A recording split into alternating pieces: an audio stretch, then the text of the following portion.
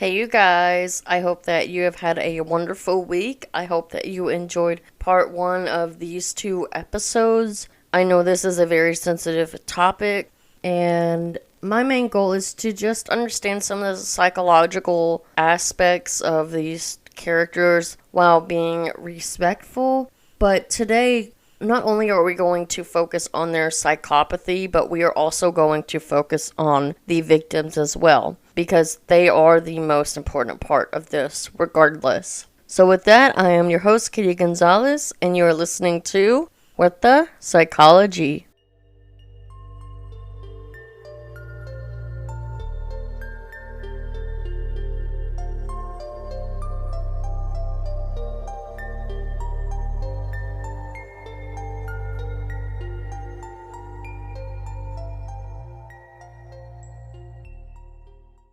Alright, so let's dive in here. Last week, we kind of talked more about what happened and more of what the two perpetrators, some background on them and what they had planned. And we also discussed some misconceptions about what happened and what we thought was the motivation behind this shooting. But today we're going to dive deeper and we're going to dive into the psychopathy of the two, some other things that are similar to that, and also the victims. So at first we didn't really know why these two did it. Like I said, we kind of came to two conclusions. Either they were bullied or that it was just too horrific to kind of wrap our minds about it. But what is interesting is the FBI and its team of psychiatrists and psychologists, they have reached an entirely different conclusion than what we thought. They believe they know why EH and DK killed, and their explanation is both more reassuring and also troubling than what we originally thought. So 3 months after the massacre, the FBI convened a summit in Leesburg, Virginia, and that included world-renowned mental health experts, including Michigan State University psychiatrist Dr. Frank Ochberg. He's mentioned a lot in here, as well as supervisory special agent Dwayne Fusilier, who's also mentioned a lot. And he is the FBI's lead Columbine investigator and a clinical psychologist. So he has a lot of, both of these two have a lot of experience, a lot of research under their belt, things like that. So both of these, they have shared their conclusions publicly. And so let's kind of dive into this. So the first steps to kind of understanding Columbine are to forget the popular narrative about jocks, goths, and the trenchcoat mafia. We kind of dove into that a little bit. And also to abandon the core idea that Columbine was a simply school shooting. I know that sounds really weird, but just follow me here. We can't understand why they did it until we understand what they were doing. So school shooters, they tend to act impulsively and they attack the targets of their rage, students and faculty. Alright, but EH and DK, they planned for a year and they dreamed much bigger than a typical school shooter. The school kind of served more as a means to a grander end, if that makes sense. They really wanted to terrorize the entire nation by attacking a symbol of American life. Their slaughter was aimed at students and teachers, but it wasn't necessarily motivated by resentment of them. Students and teachers were just more of a convenient query or a representative. And this is what the Oklahoma bombing perpetrator described as collateral damage. And you have to remember, they idolized him, and I'm not going to say his name. His initials are T, and his initials are TM. But I really don't want to give him the credit for anything or give him any notoriety. So you have to remember, they idolized him. The killers in the school shooting of Columbine, they actually laughed at petty school shooters, which is funny because that's kind of what they became. I kind of find it ironic and kind of I don't even know how to describe that, because they thought that petty school shooters weren't really good enough or whatever, and that's kind of what they ended up being because they were so bad at doing what they originally planned. They bragged about dwarfing the carnage of the Oklahoma City bombing, and originally scheduled their bloody performance for its anniversary. They wanted to go big, you guys. They were not just planning a school shooting. They were wanting a bombing that killed hundreds. So DK, he boasted on video about inflicting the most deaths in the U.S. history. Columbine was intended not primarily as a shooting at all, but as a bombing on a massive scale. If they hadn't been so bad at wiring the timers and making the propane bombs they set in the cafeteria, they probably would have wiped out like 600 people. After those, which remember, they had bombs in their cars, they would have ripped through more crowds, and that would have probably targeted more survivors, rescue workers, police, reporters. So the climax would be captured on live television. This is what they were planning. And it wasn't just a fame or notoriety that they were after. Agent Fusilier actually has said that they were gunning for devastating infamy on the historical scale. But he clarifies by saying that their vision was to create a nightmare so devastating and apocalyptic that the entire world would shudder at their quote-unquote power. EH and DK would have dismayed that Columbine was dubbed as the worst school shooting in American history. Like, they would have been disappointed at that, which I think is ironic. And it kind of mocks them because they were setting their sights on the world's greatest mass murders. But the media, they never saw past the choice of venue. The school setting drove analysis in precisely the wrong direction. Fusilier and Ochberg say that if you want to understand the killers, quit asking what drove them. EH and DK were radically different individuals. We kind of talked about this a little bit in the beginning, but we're really going to dive into that now. They had vastly different motives and opposite mental conditions. So to dive into them kind of individually, we're also going to read some of their journal entries so you can get an understanding of them on a deeper level, which is kind of sickening, but for the sake of purpose of understanding their mental conditions, we're going to have to kind of do that. So DK, remember, he's kind of more of the depressed one, as you'll see here. He writes in florid, morose prose and poetry. He talks about God, self-medicating with alcohol, self-mutilation, and his persistent thoughts of suicide. So far more often than violence, he talks about love, both abstractly and personally. And the journal contains 2 notes to a girl he was fixated on, but neither of those were delivered. And he had many drawings of hearts. Overall, DK, he felt that he had ruined his life and that no one understood him. He saw other people as zombies, but they were also the lucky ones. So he wrote that in the journal's first page, and it kind of gives more of an explanation with what he wrote. What he wrote was fact. People are so unaware. Well, ignorance is bliss, I guess. That would explain my depression. I really hate to say this, but I can kind of relate to this on the basis of having depression myself and people that are different. And so I hate to kind of talk from his perspective, but I'm going to talk from my perspective as someone with depression and kind of divulging this idea for a bit. He said other people were zombies, but they were also lucky ones. So they were kind of ignorant, I guess. That's not really the part that I'm kind of understanding, but the part I'm understanding is that they were the lucky ones, because depression can be a very debilitative mental condition. And as you guys know, listening to previous episodes where I've talked about it and we've dove into depression as well, it can really affect your life, your motivation, if you can work, school, and it can lead to suicide as well. It's so hard. And so him saying that they are the lucky ones, I can really resonate with that, because I feel like people that don't have depression are lucky because they don't have to struggle with the mental condition that I have. So on that front, I can kind of understand where he's coming from, but I'm going to leave it at that because everything else that he's saying I can't really fully understand. He did say people are unaware. I feel like that's probably back in that time was more reality. I feel like nowadays people are more aware, of depression, but maybe back then he was talking about himself. Maybe people are so unaware that he's depressed. That I can kind of relate to. Because for me, I'm a very happy-go-lucky person. Like, when I'm not going through depression, and sometimes when I am, I'm just putting on a brave face. So I can understand that.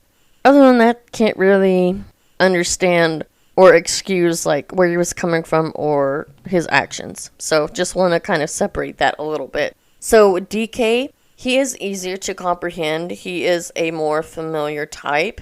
He was a hothead, but depressive and suicidal, and he blamed himself for his problems. One of his last entries in his journal, it read, "I'm sick in humanity, maybe going NBK." Remember, NBK was natural born killers, which was their plan of the shooting, bombing, whatever. EH is the way to break free. I hate this. So this page was written, I'm not sure when, it was one of his last, but then there was another one written 5 days before the attack, and it ends with time to die, time to be free, time to love. And nearly all the other remaining pages are filled with drawings of his intended outfit and weapons. So at some point he kind of just grasped to the idea of that was kind of like his only way out, I guess, from like my understanding. So now the other perpetrator, EH, he's more the psychopath, okay? He is more of the challenge to kind of grasp, I guess, at least from the outside looking in. We are going to divulge why he's kind of more simplistic than what we think, but from someone on the outside looking in, he can be more challenging to kind of figure out. Because he was sweet-faced and well-spoken.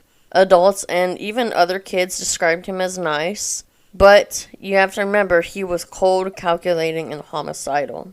While DK was hurting inside, EH wanted to hurt people. That's famously what First Liar says. So EH was not merely a troubled kid. The psychiatrists say that he was a psychopath. And there is a big difference.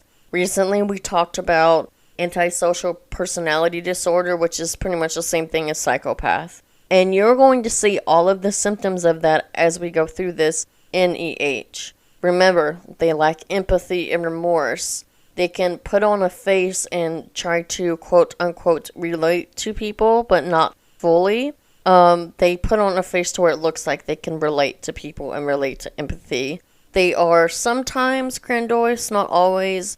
Grandiose is more of a narcissistic trait. They more than likely, not always, or don't care about consequences. They don't really see consequences. They see themselves as superior in a sense, and that other people are inferior. That's also kind of a narcissistic trait. Those are just like a few basic ones. Of course, you can go back to that episode and see.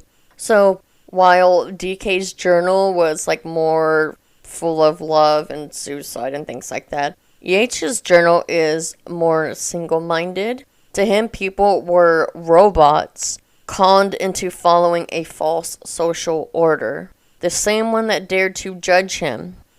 Something he wrote a year before the attack is, "I have something only me and DK have, self-awareness." So often, his cruelty was unfocused and not really tied to any particular slight. It was compulsive. In addition to hating human beings, he also loved Nazis, their ideologies, and he wanted to kill mankind. In an entry from November of 1998, he described his fantasies, stating, "I want to grab some weak little freshmen and just tear them apart like an effing wolf, show them who is God." Yeah, so he kind of saw himself as a god, that he was superior. Everyone else around him was inferior to him and his ideas. EH did not see himself as a good kid pushed to violence. He wanted to be a domestic terrorist. In an apparent answer to his parents' concerns about his future, he wrote, "This is what I want to do with my life." So he wanted to hurt others. Let's make that very clear. About a year before the Columbine shooting, EH came the closest to explaining why he would shoot up a school. And kind of like we mentioned, before about his idea, quote, his quote unquote idea of society, he really explains it here. So he wasn't really attacking specific people or even Columbine itself. He was attacking what school represented to him. The point of indoctrination into a society he despised, suppressing individuality and human nature.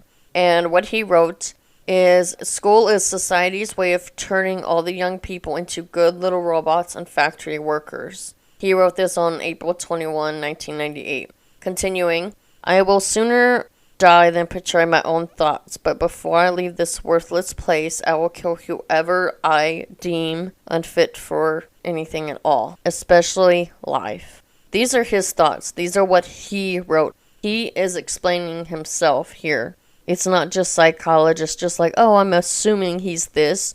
They came to this conclusion based on both of these in both of their journals. So in the conference, it was years after the shooting, Dwayne Fusilier, he's the one from the FBI, he presented his belief that based on his homicidal fantasies, skills at lying, and lack of remorse, those are all what? Symptoms of what? He said that E.H. was a budding young psychopath. Now, however, in response to this, one of the participants raised an objection to this, saying, I think he was a full-blown psychopath, which a lot of people agreed. But maybe budding was just a word saying that because he was so young.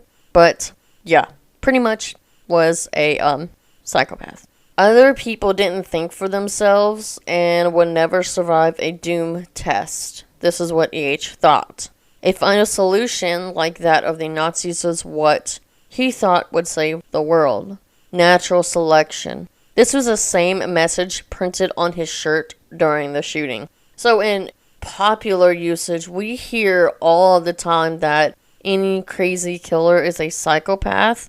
But even as we have divulged into this and on this podcast, that not everyone is a psychopath that is a murderer. In psychiatry, it is a very specific mental condition that rarely involves killing or even psychosis. Remember what we talked about with psychosis, which is associated with like schizophrenia, or when we talked about psychotic break early on. Remember, psychosis is being in and out of reality, like having delusions and having hallucinations or intense distress. People often get that confused with psychopathy. We have to remember that psychopaths are not disoriented or out of touch with reality. They do not experience delusions, hallucinations, or intense distress that characterize most other disorders. Dr. Robert Hare, in Without Conscience, he actually wrote this. It's a seminal book on the condition.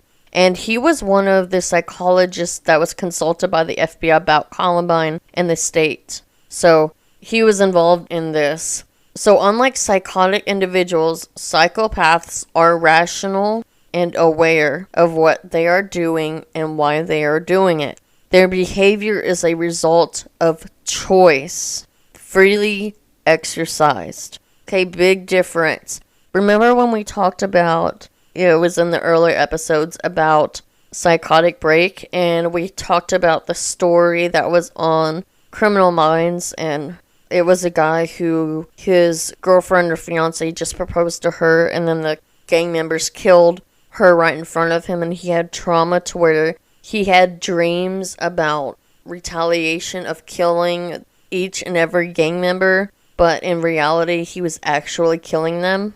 That was not really by choice or free exercised. He was having a psychotic break where, I know it kind of sounds awful to put it that way, that, oh, it wasn't his fault, but this, in like a court of law, is how they deem whether they can plead insanity or not. Pleading insanity isn't just saying, oh, I have a mental condition.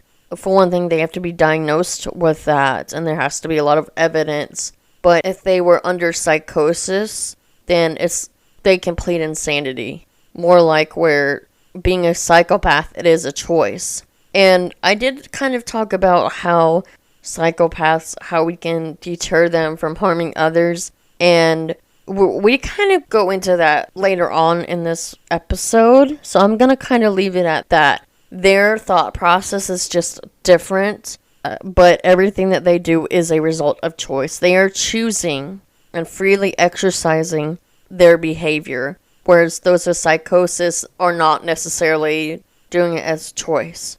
I hope that breaks it down more, and I hope that makes sense. So diagnosing EH as a psychopath represents neither a legal defense nor a moral excuse, but it does illuminate a greater deal about the thought process that drove him to mass murder. This is what is very, very important, okay? Diagnosing him as a psychopath was not really a simple matter, but EH opened his private journal with the sentence, "I hate the effing world."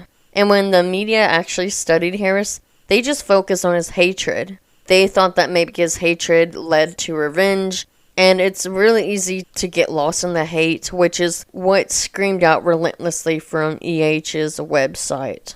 And he said that he hated a lot of things. Here are some things he said. You know what I hate? Country music. You know what I hate? People who say that wrestling is real.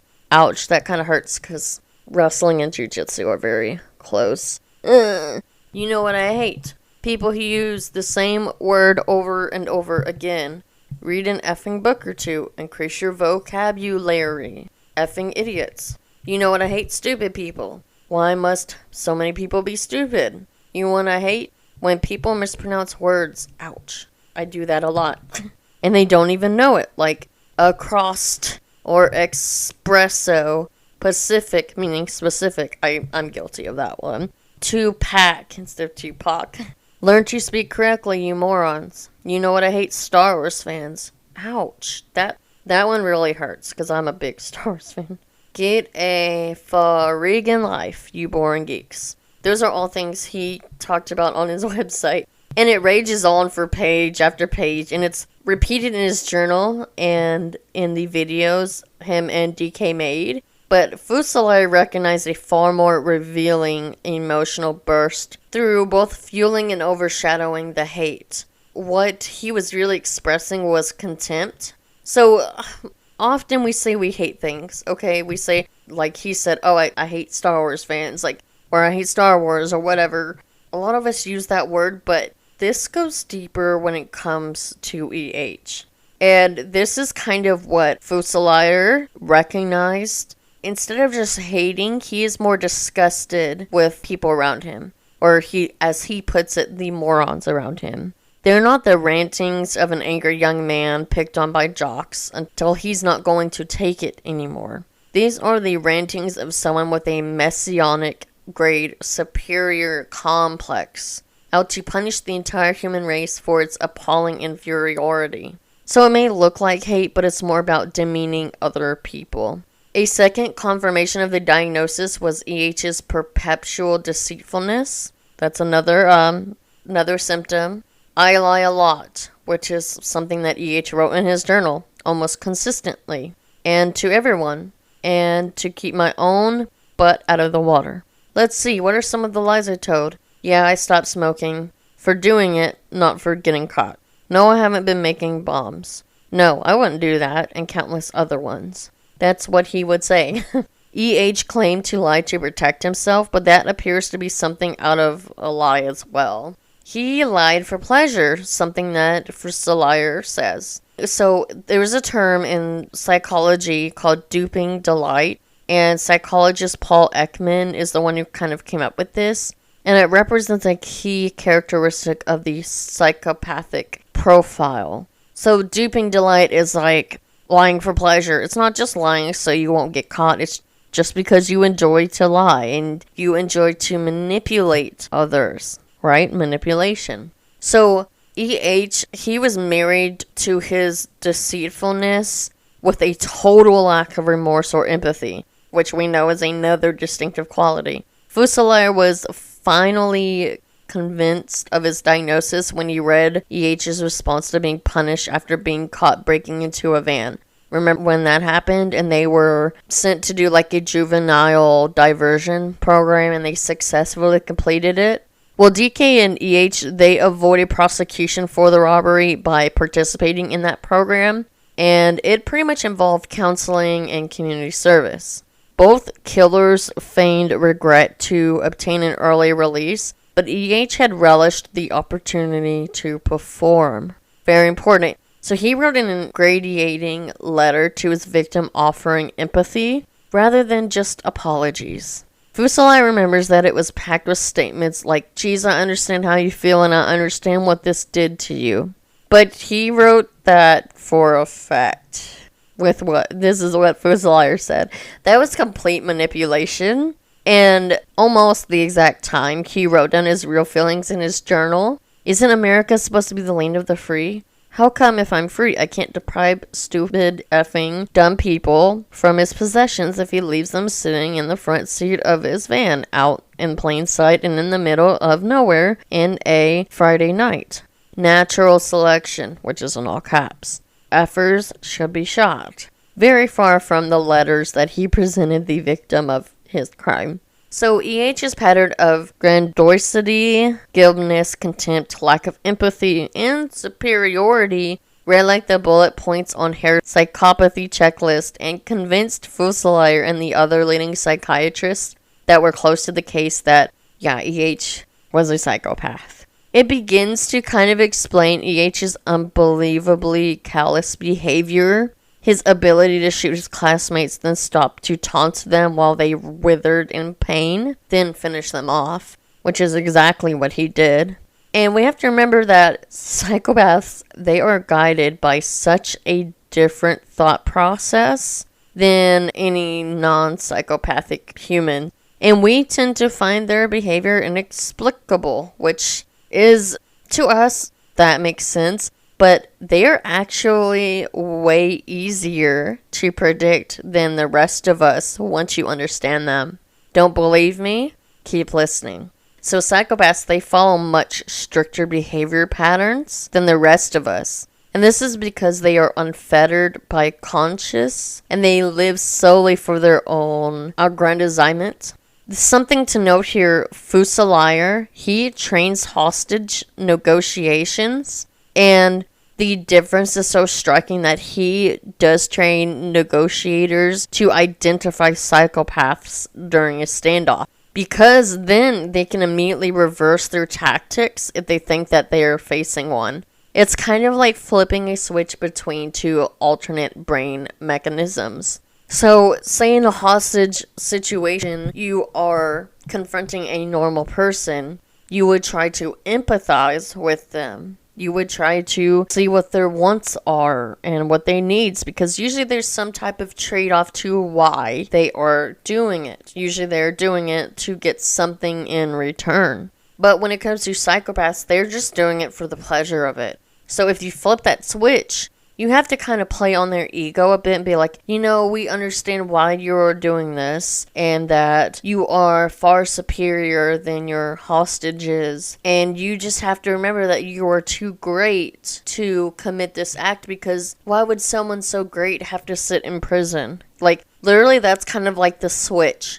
And I hope that makes sense. It's such a different way of thinking because most of us are normal and we don't think that way. So flipping that switch can be kind of like very sickening, but it can be beneficial in the way of if you're negotiating with someone who's taken hostages and they are a psychopath. Because like the difference is, normal person, they're doing it in exchange for something. Psychopaths are just doing it for pleasure and because they think they're inferior. So you have to play on that. So, none of the victims, they don't mean anything to the psychopath. Literally, they're just doing it for pleasure.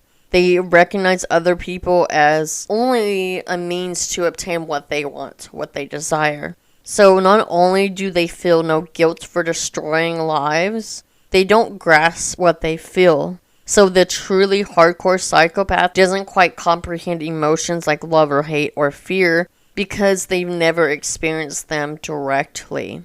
And when it comes to empathy, Dr. Scott in her book actually wrote that at what age empathy develops and different things like that. So I would definitely go and read her book because she really breaks this down. And I really enjoyed reading that part because it really gives you an understanding of how do they not develop empathy. So because of psychopaths and their inability to appreciate the feelings of others, some are just capable of behavior that normal people find not only horrific, but baffling. This is something that Hare wrote in his book. So, for example, they can torture and mutilate their victims with about the same sense of concern that we feel when we carve a turkey for Thanksgiving dinner. Boy, does that put it in perspective. I don't even know what else to say after that. So the diagnosis, this really transformed their understanding of the partnership. Despite the earlier reports about the two being equal partners, the psychiatrists, they now believe firmly that EH was the mastermind and driving force. The partnership did enable EH to stray from typical psychopathic behavior in one way. He did restrain himself. So usually psychopathic killers, they crave the stimulation of violence. So that's why often serial killers that they're murdering is regularly to feed their addiction. But he managed to stay mostly out of trouble for the year that he and DK were planning the attack. Ochberg theorizes that the two killers complemented each other. Alright, so remember, he's cool and calculating, and he calmed down DK when he got hot-tempered. Because remember, even though DK was suicidal, depressive, he was kind of a hothead. At the same time, DK and his fits of rage served as the stimulation that needed. So even though kind of calmed DK when he was hot-tempered, those fits of rage stimulated and related to Okay, so I hope you understand the psychopathy a little bit more. And now we are going to do a dive into the victims. And we are going to learn a little bit about them. Unfortunately, we're going to kind of talk about how they died. But I think that gives context to the torturous nature of and DK in this. Then we're going to talk about their background a little bit. So it's not going to be, oh, here's a victim, this is how they died. It's going to be, this is how they died, and these are some of their accomplishments, what they were like. We're going to get to know the victims a little bit more. The first victim we're going to talk about is Rachel Scott. She was born August 5th, 1981, and she was 17 years old. She was actually the first person who was killed in the shooting. She was hit 4 times while eating lunch with her friend Richard Castaldo on the grass outside the entrance of the school. Rachel was a devout Christian who was the subject and co-writer of several books. She was bullied throughout her high school years for her faith. Castaldo, who was shot 8 times and left permanently paralyzed from his injuries, said returned when he realized she was still alive and asked, "Do you still believe in God?" as he lifted her head by the hair. She answered, "You know I do," before told her, "Then go be with him," and shot her in the head. Her diaries have inspired many victims of bullying, and charity Rachel's Challenge is estimated to have reached out to 2 million students. Rachel was a vibrant and straightforward individual. She wasn't afraid to stand up for what she believed in, no matter what. She played the lead in a student-written play, The Smoke in the Room, co-starring her friends Nick Baumgart, Lauren Beecham, and others, and was writing a play for her senior year. She also liked photography and was active in the Celebration Christian Fellowship Church. She was made for the camera according to her father, Daryl, and was an aspiring writer and actress. "There's nothing I can add or take away from what she gave us," her mom Beth said. In those short 17 years, it was complete. So she actually quit smoking at the request of her friend Nick Baumgart, who later took her to the prom. Now, something that's kind of ominous is if she hadn't quit, it's quite possible she would have been at the smoker's pit during lunch instead of in the line of fire. As it was, she was eating lunch on the grass with her friend, Richard, when the shooters opened fire on the west entrance, near where she was seated on the grass. According to witnesses, she was hit and fell to the ground, where moments later, one of the shooters, which we know now as EH, came down the hill and shot her at point-blank range when she tried to get up. She died from gunshot wounds to the head, chest, arm, and leg. One of the shooters, DK, he had known Rachel since kindergarten and had even been the sound tech for a talent show that she performed in 1998. Ironically, when the sound broke down, it was DK who saved the performance by hooking up a reserve tape deck. Rachel had been performing a mime dance, Watch the Lamb, which portrayed Simon of Cyrene, who carried Jesus' cross along part of the Via Dolorosa. That same mime dance was later performed behind her coffin during her funeral. Rachel's family didn't know for certain that she was dead until Thursday, when her name was on the list of confirmed dead, but they all knew in their hearts that the worst was coming, as their prayers for her to turn up safe and sound went unanswered during those long hours between the shootings and the news of her death. Rachel had always been close with her brother Craig, who was actually in the library during the shootings, and he miraculously survived uninjured despite being next to Isaiah Scholes and Matt Ketcher, who are also victims in this case. But that last week before her death, Rachel and her dad had a long and bonding discussion, something that left both of them incredibly happy. For Daryl, that moment will later give him comfort when dealing with her death. So throughout her life, Rachel was an incredibly spiritual person who often wrote to God in her diaries about wanting to reach the unreached. She begged for him for the chance to show others the way, to let her life have some purpose in spreading his word. In 1998, she drew a collage of images that included a rose growing up out of Columbine with several dark drops spiraling it. And you can actually see this picture on the video Untold Stories of Columbine. On the morning of the shootings, she doodled a reprise of the picture, a pair of eyes carrying 13 teardrops onto that same rose, which ironically is the same number of victims the shooters would kill during the massacre just hours later. That is very ominous as well. After her death, Rachel's car was turned into a makeshift memorial by her friends, where it sat in the parking lot. In my eyes, she was just one of those kinds of people you know you won't ever meet again, Rachel's friend Lauren Beecham said of her. She was the kind of person only born once. Rachel was buried at Chapel Hill Memorial Gardens in the Columbine Memorial Garden in Littleton, Colorado.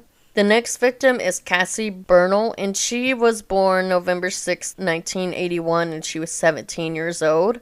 She's the one who the story about being asked if she believed in God before being killed is often mixed up with, and we'll dive into that a little bit here. Cassie actually rebelled as a young teen, and she began experimenting with alcohol and drugs. Her parents sent her to a church retreat after she started having suicidal and homicidal thoughts against them. They said that they got their daughter back when she returned as an entirely different person, and she started over at a new school in Columbine. Cassie was studying in the library when the shooting started and tried to hide alongside another girl under a computer table. EH entered and slapped the bottom of the table twice before saying peekaboo. He bent down and shot Cassie in the side of the head, and she died immediately. So that's actually what really happened. So she was a born-again Christian, and that happened around 1997.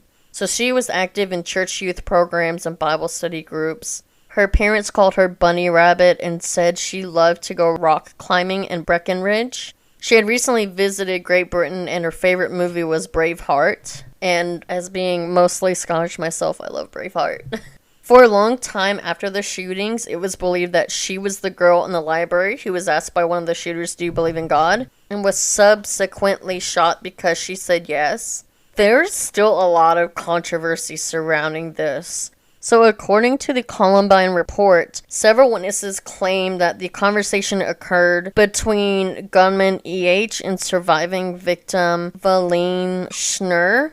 But there's also been speculation that it could have been Rachel as well. So Valine herself has verified this fact. However, Joshua Lapp, a witness to library shootings, said in his interview with investigators that the shooters asked several people if they believed in God, and the answers given didn't seem to dictate who was shot or not. So it seems like this is something like that EH did to kind of taunt them, which would make a lot of sense. Especially since it's like multiple people saying that they did say yes or didn't, or were asked that question.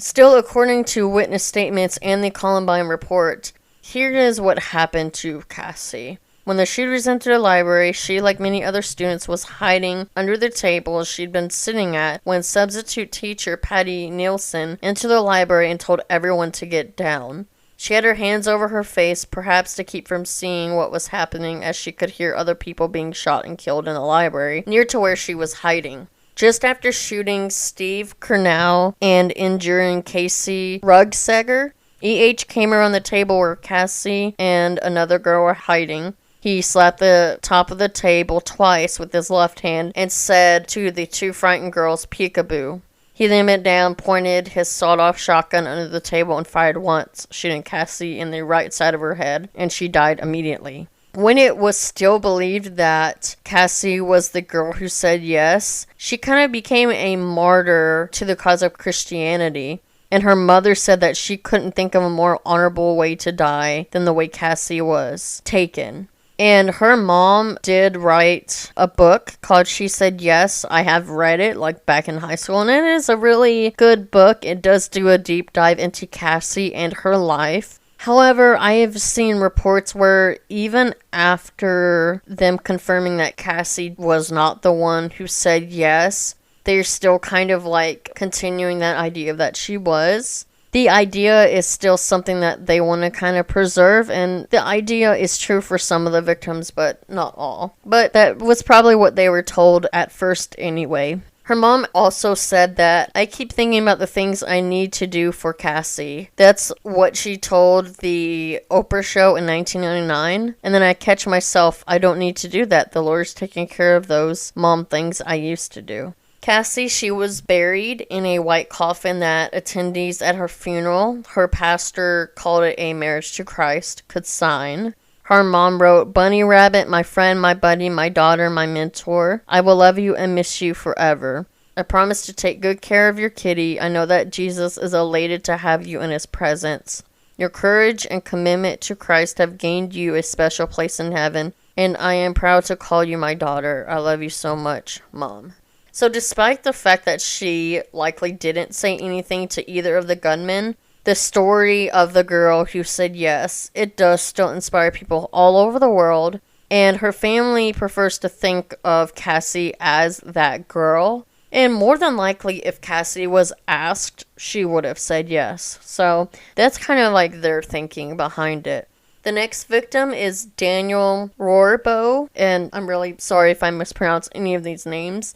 He was born March 2nd, 1984, and he was 15 years old. Dan's mom, who said she usually didn't see him in the morning, had a chit-chat with her son and gave him a kiss and a hug over breakfast that Tuesday before he walked out of their home and never returned. He was heading to a nearby park to eat his lunch with a Dr. Pepper in his hand when the gunman approached the school. Dan was shot in the chest, abdomen, and leg, and he died on the sidewalk. His death was probably the most public, and his body remained in a pool of blood outside the school. So Daniel, he enjoyed electronics and computer games. He was looking forward to getting his driver's permit soon. He was remembered as a fun guy. He helped in his father's stereo business every day after school, and during the summer, he worked on his grandfather's farm, harvesting wheat, as he had done since he was around the age of 3. He used that money he earned to buy Christmas presents for his family, and on Tuesday, Danny's father, Brian, knew something was wrong when his son failed to show up at the shop after school like normal. So Dan was heading out of the cafeteria that morning with his friends, Lance Kirkland and Sean Graves, when the shooters opened fire down the grassy knoll outside the school's west entrance. There was no warning for Danny and no chance. He was felled by shots to the abdomen and left leg. Lance tried to catch him, but was shot as well. Moments later, DK shot him again at point-blank range in the chest. He bled to death on the sidewalk outside the school, where he laid for nearly 2 days before paramedics were allowed to move him. I just know I would be so mad if that was my child. Like, you weren't able to get to them for nearly 2 days, over 24 hours. His family, they were kept in the dark about what had happened to him. Law enforcement told them that they didn't know for certain that the body on the sidewalk was his, and they wouldn't let the family in to check for themselves. And it wasn't till the morning after the shootings that the family found out for certain what they already knew in their hearts, that it was indeed Danny's body outside, and they learned this news because it was splashed all over the morning news, and not because the family was told directly by officials. I know I would be so mad. So there was even more controversy over Daniel's death when Arapahoe County Deputy James Taylor, who had been a friend of the family, told Danny's parents that the boy may have been killed by friendly fire from a Denver SWAT team member.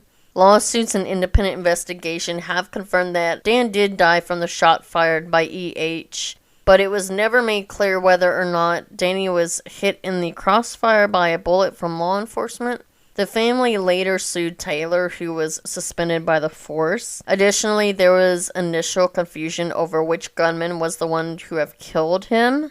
The Columbine report states that it was DK who fired the fatal shot, but an independent investigation by the El Paso County Sheriff's Department determined it was EH's weapon that was responsible. So saying that DK came up to him and shot him point blank, I don't really believe that. I kind of believe that was more of EH. So, Daniel was known in the media reports later as the boy who held the door open for friends, allowing them to escape from the school during the assault. It's a very heroic notion, but like many of the stories of martyrdom during the crisis, doesn't seem to be supported by witness statements entered into the official reports that followed the investigation of the shootings. But whether he did or didn't, all the people who knew him could agree to one thing. Danny was a young and wonderful man, and he would be sorely missed.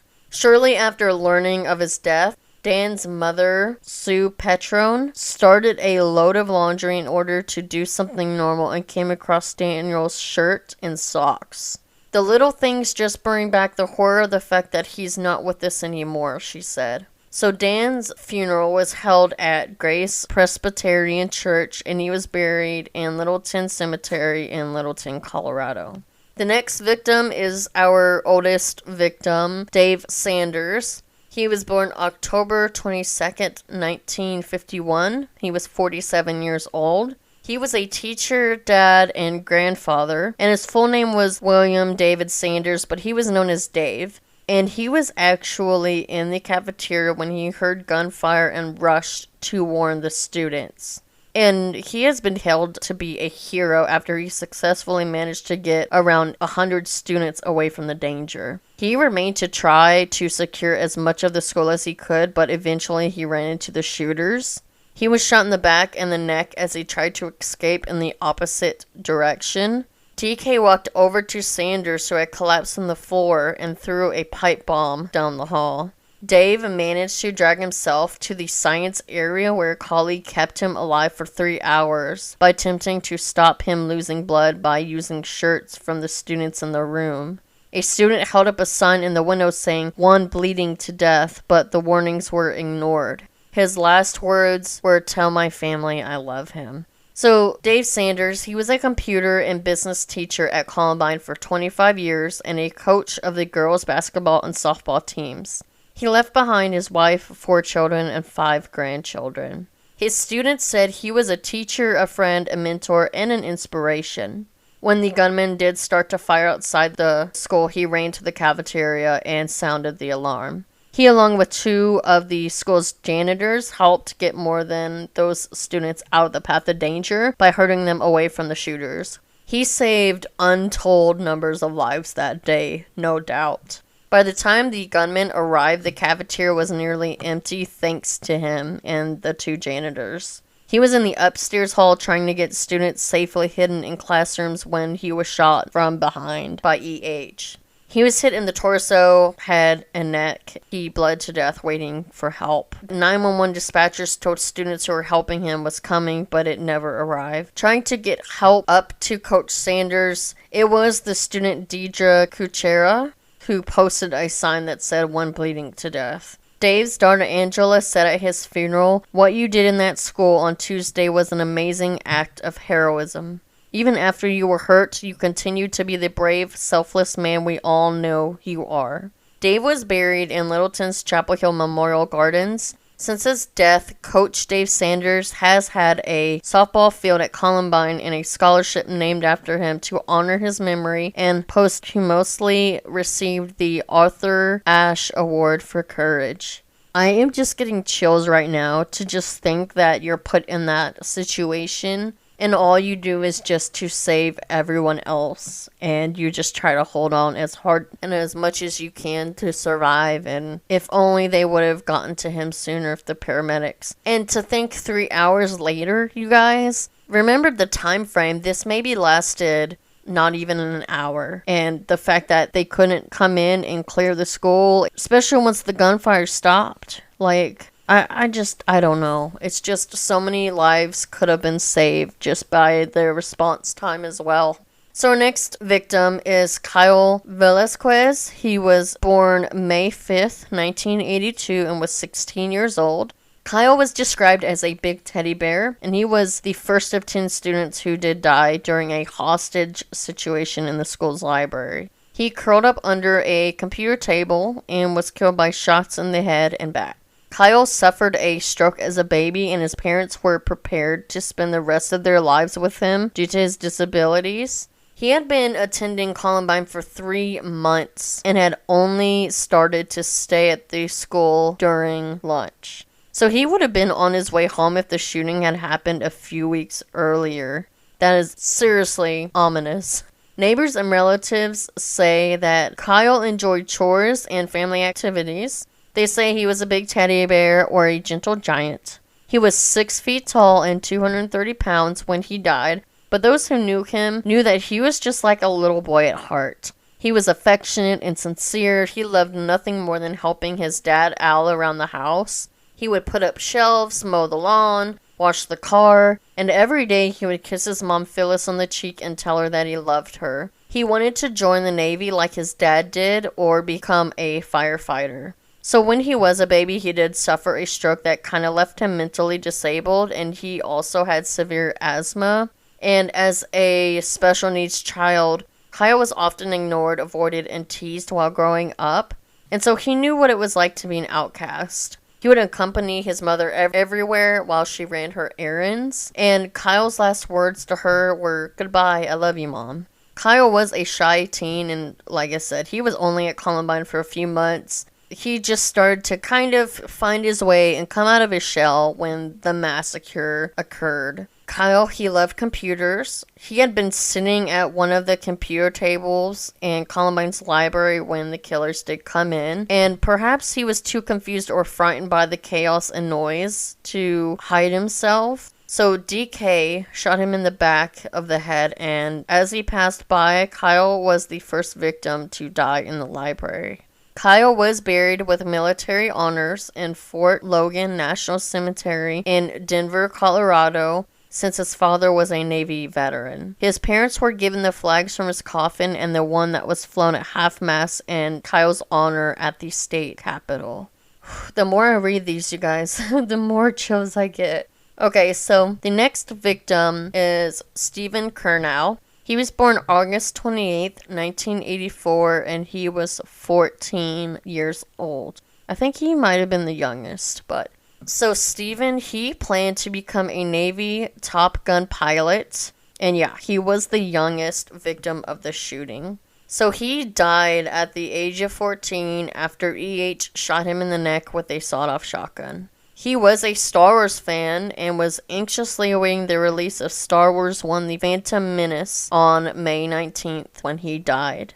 In a tribute note read at his funeral, Stephen's mom said, "Thank you for the special moment 2 weeks ago when you said, 'Mom, I bet there aren't many guys who can discuss things with their moms like we do.'" Which I think is the sweetest thing. He was very close to his parents, Susan, and his father, Robert, or Bob. He loved soccer and worked part-time as a referee, and his dad, Bob, coached the soccer team. It was the Blue Devils of the Colorado Rush. So Steve liked the color green because it was the color of the field. His favorite classes were Spanish, technology, and gym because he got to play sports. He was a huge Star Wars fan, and he watched the movies so many times that he could recite the dialogue along with the actors. Science fiction fans nationwide put together a go-to Star Wars Memorial Day in his honor when Star Wars I: The Phantom Menace premiered in theaters May 19th, 1999, which is what he had been waiting for the release of.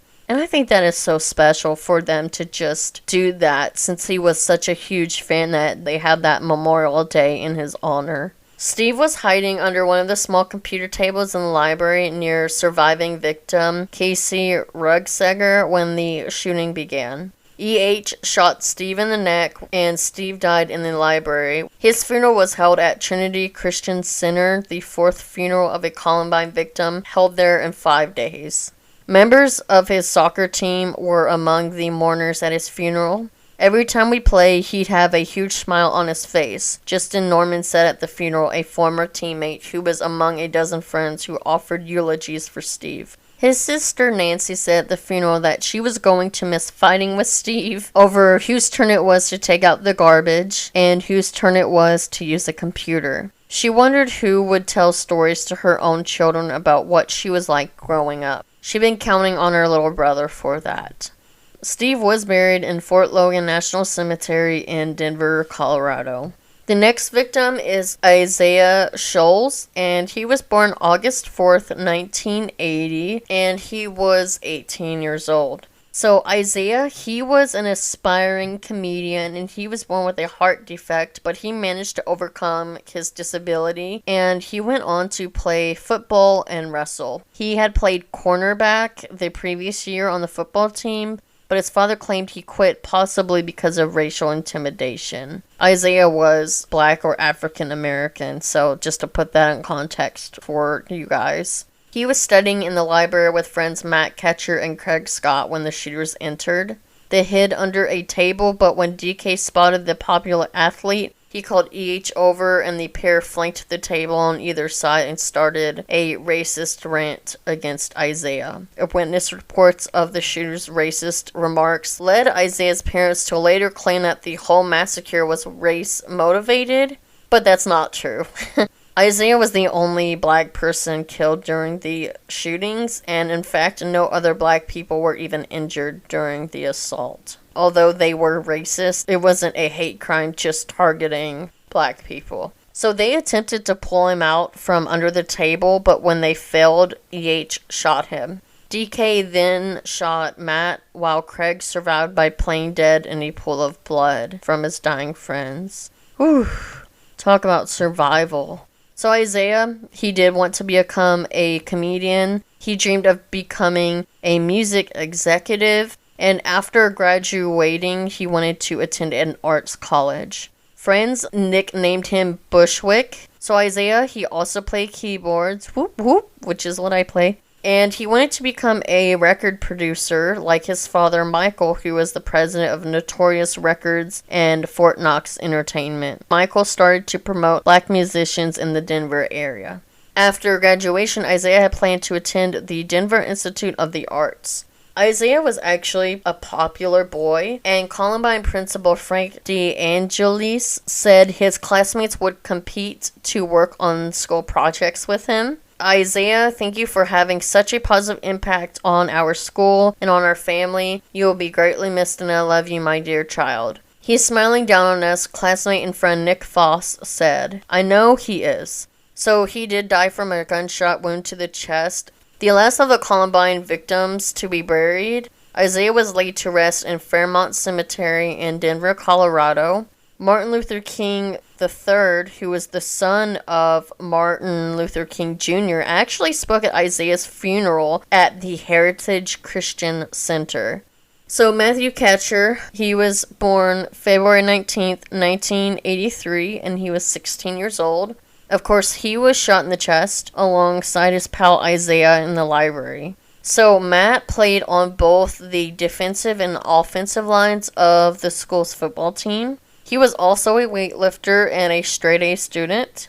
His parents said in a tribute he was a wonderful role model for his little brother. Matt was a sturdy 210-pound sophomore, and he is remembered for his ready laugh. So he was always getting good grades in school, so I'm sure that inspired a lot of his friends or teammates. When I heard he was one of the ones from the library, it only made sense, said sophomore basketball player and close friend Greg Barnes. He was always in the library studying. He always put academics first. He has straight A's, but he would never brag about it. I kind of looked up to him because of it. He was never in a bad mood. He was consistently happy. Tragically, his friend Greg did commit suicide shortly after following the first anniversary of the shootings at Columbine. Matt was in the library studying when the shooting began. He had been seated at a table with his friend, Craig Scott, who is actually the brother of the victim, Rachel Scott, who we talked about earlier.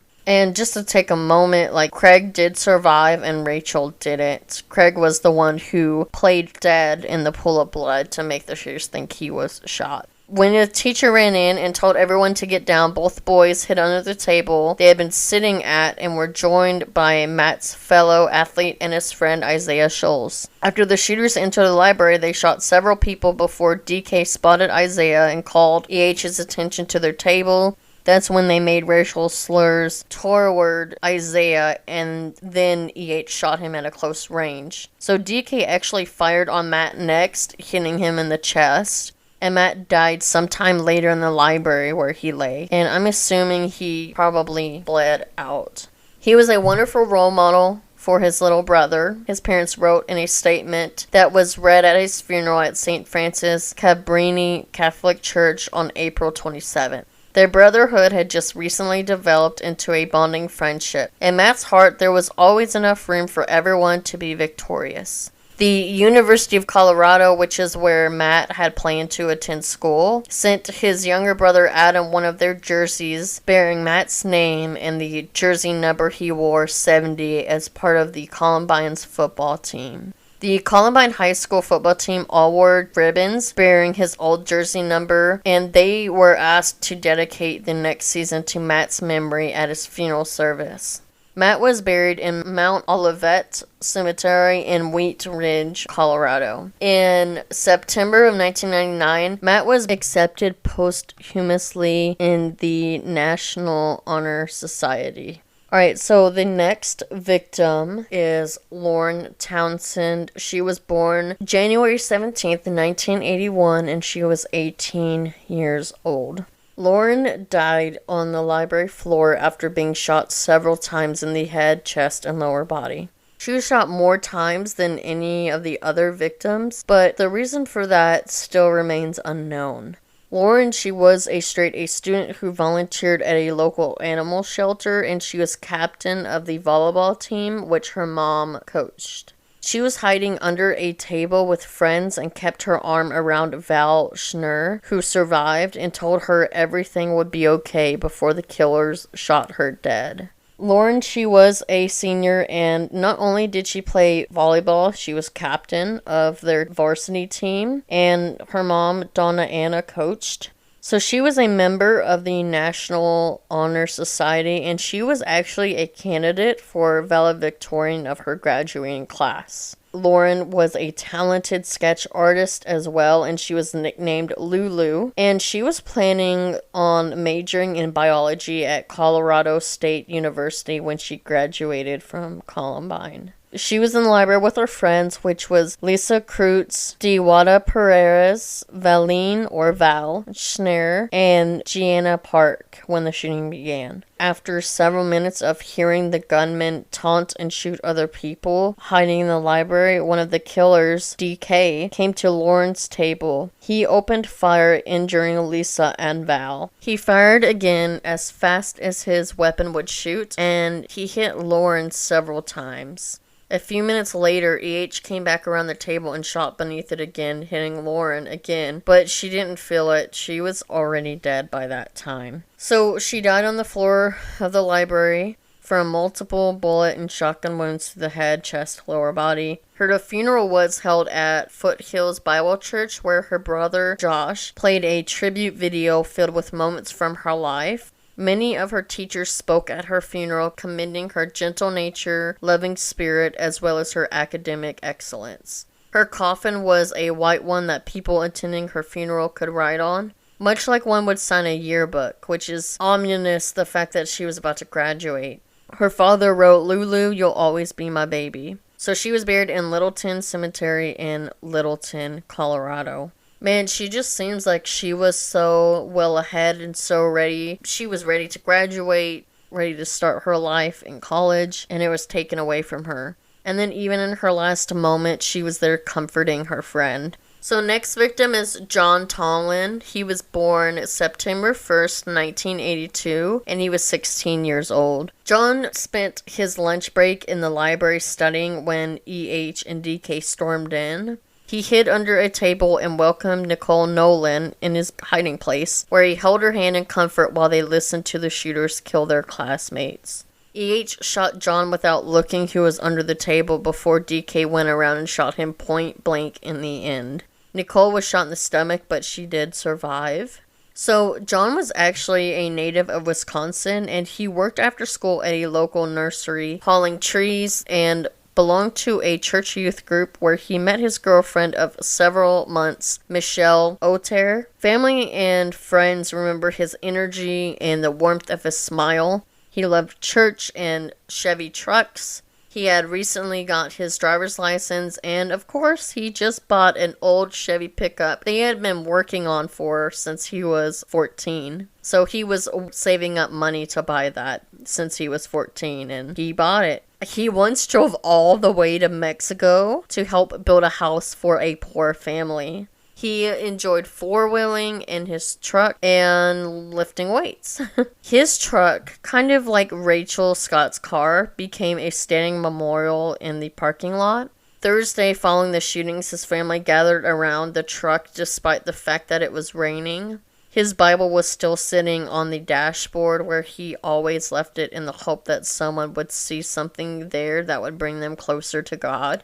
He was a perfect son, his father, John Michael Tomlin, said. He was just good. You'd ask him to wash a car and he'd wash both cars. John spent his lunch hour in the library daily studying. So the first of the funerals for the victims killed at Columbine, his was held at Foothills Bible Church, where he attended church. He was buried in his hometown of Waterford, Wisconsin, in St. Peter's Cemetery. He was buried in a satin-lined coffin embroidered with Chevy trucks, which, what a way to honor him, especially because he loved Chevy, and he loved Chevy trucks. Ooh, as I go through it, it's getting harder and harder, because all of these are kids, except for the one teacher who died, who was a hero. And so, just going through these and reading about it's really hard, and it really puts into perspective that this isn't just like a mass shooting we see on TV. These are real people, real victims, and real lives lost. So, it's hard to read off these, but in the reality, it's something that we need to come more to grips with. We need to remember the victims and not so much the shooters. We do need to understand the shooters and their psychopathy to help understand their minds and their motives to prevent this from happening again. But that's why I like to talk about the victims more. We need to give them more notice than, unfortunately, what the shooters have gotten. So next victim was Kelly Fleming. She was 16. She was born January 6th, 1983, which is a Capricorn, and I only know that because my birthday is January 3rd, so she was born years before me, but a couple days after me. So Kelly was new to Columbine. She moved there about 3 months before the shooting happened. And she was actually in the library writing poems as she would when EH and DK entered. So Kelly tried to hide under a table with a group of girls, but due to a lack of room, she was partially visible. So coming up from behind, EH shot Kelly in the back, and her body was found close to Lauren's. Kelly and her family, they moved to Littleton from Phoenix, Arizona, 18 months before the shooting. And so her dad, Dawn, said that they scorned the area looking for a good neighborhood where their daughters would be safe. Kelly was shy and creative, and she loved Halloween. Sounds like my kind of girl. And she was an aspiring songwriter and author who wrote many poems and short stories based on her life experiences. She had been writing an autobiography on her home computer. She started when her mom's water broke and had gotten as far as her 5th year, which, man, you'd have to ask a lot of questions because I don't even have memories up until maybe when I was 4, so it's amazing that she was able to do that. She often did go to Columbine's library to write, and her stories often had happy endings. Kelly was learning to drive, and she wanted to get a job at a daycare center and save enough money to buy a Mustang or a Corvette. She longed to be able to drive so she could return to Phoenix for a visit or go on road trips. She loved to read, especially books about vampires, and one day she hoped to be a published author and often entered writing contests. I feel like I would be best friends with Kelly. The fact that she loves Halloween, she likes kind of the creepier things like vampires, she likes to write. She sounds cool. I would click with her. So her mom, Dee, remembered Kelly coming home from school 2 months before the shooting, saying, "I'm not shy anymore." Which I think is amazing because as a kid, like a kid, not high school kid, but when I was like in kindergarten up until maybe 5th grade, I was really shy. And a lot of people were kind of taken back by that. They're like, "You, Katie, shy?" And I'm like, "Yeah, I was shy at one point." And I just kind of grew out of that, and it felt like Kelly was starting to become more comfortable and starting to grow out of that. When the shooters did enter the library, the table she was hiding, it was beside a table with other girls who she had been sitting with, which was Lisa Kreutz, Gianna Parker, Dewada Perez, Valine Schnur, and Lauren Townsend.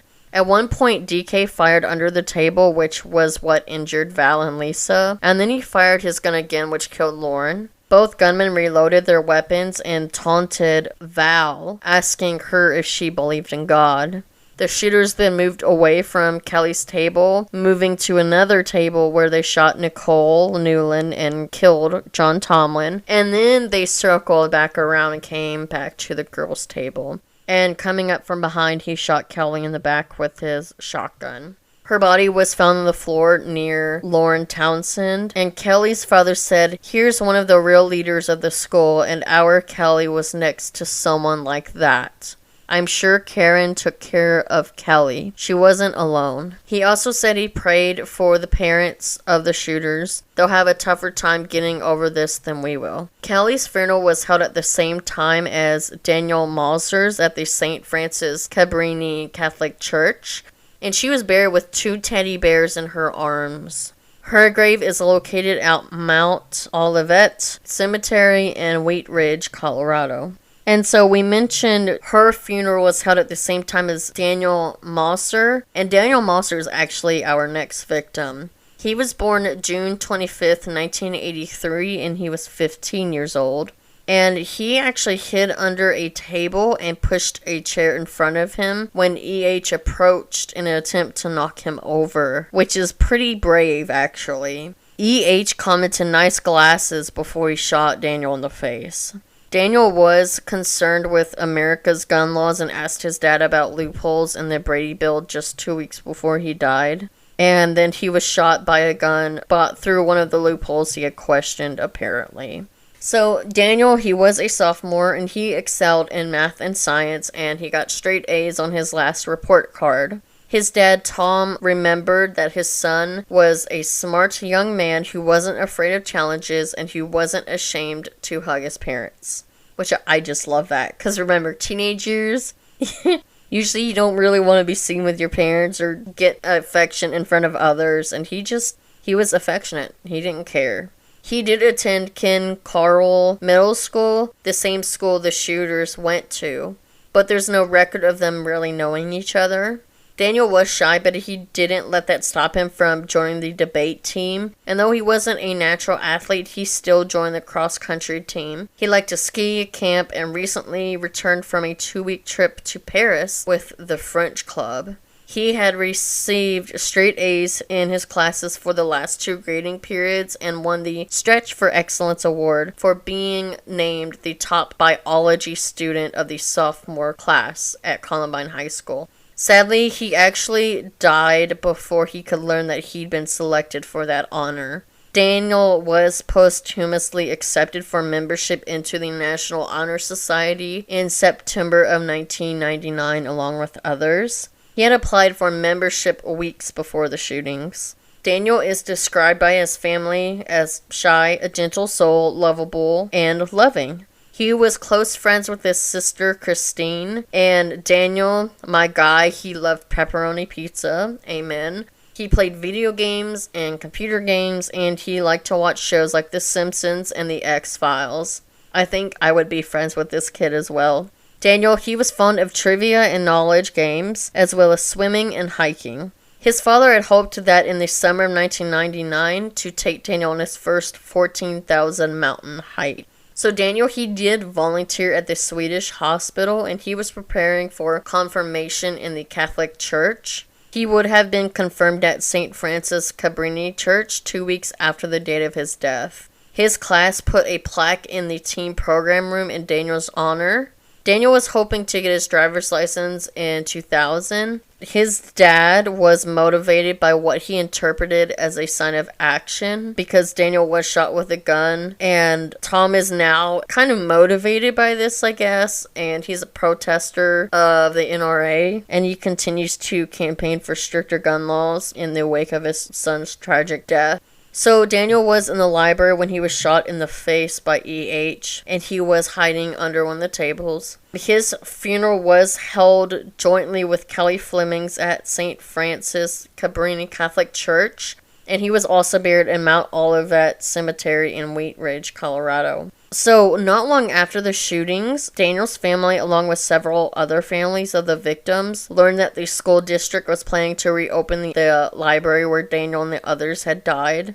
The plan was to make cosmetic changes such as obviously removing the carpet, repainting, replacing bullet-riddled shelves, and the monsters along with several other volunteers were upset by this, and they found the Hope Foundation, which is healing of people everywhere, and together they convinced the district to tear out the old library and replace it. They didn't want them to just make cosmetic changes here and there. They wanted it just completely replaced, which I love that the families kind of stood together and voiced what they wanted, and that they were able to convince the district to do that.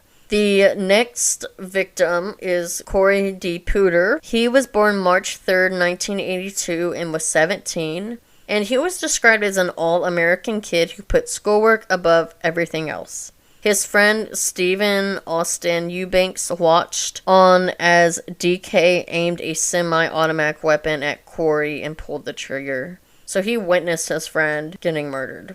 Austin said in a tribute to Corey, "People said he was the kind of guy people like to be around. I know I sure did. Corey was always able to pick our spirits up in a gloomy situation."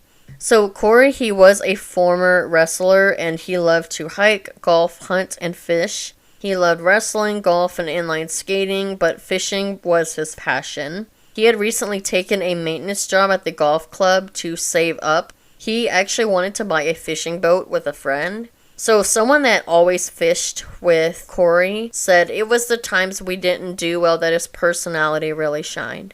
Which, that can be frustrating if you're trying to fish and can't catch a fish. And so just imagine Corey is the one who would say, you know, it's okay, or that's when he really started to pick people up. Another friend said of him, "When you're going fishing or camping, I know he's going to be there watching and making sure you're doing everything right." So he seemed like he was pretty organized or meticulous as well. He had his wisdom teeth removed that year, and he was actually upset that the procedure had forced him to miss school. He enjoyed school very much. So he was actually hiding under a table near the windows with his best friend, Stephen Austin Eubanks, and surviving victim, Jennifer Doyle, when the shooters did enter the library. And that's when Austin had to watch him be killed. He was killed instantly. Corey did die in the library from multiple gunshot wounds to the neck, chest, and left arm. His funeral was held at Trinity Christian Church. Soon after his death, his grandmother, Fern Hamilton, contacted the Marine Corps about holding some sort of ceremony for Corey. He always wanted to become a Marine. On May 3rd, 2000, Corey was granted that dream during a ceremony at his gravesite in Chapel Hill Memorial Gardens in Littleton, where he was made an honorary Marine. To break this down, 10 people died in the school's library. EH and DK, they murdered 13 people. So remember, 10 of those, the majority were in the library. They were murdered in cold blood, and they left 24 people with serious injuries. So at probably around 21 people were shot. After leaving the library, the gunman walked around the science area and cafeteria before re-entering the library, which was empty of surviving students at this point, apart from 2 injured people. So they were perhaps planning to watch their car bombs, which were set for noon, but of course they failed to go off.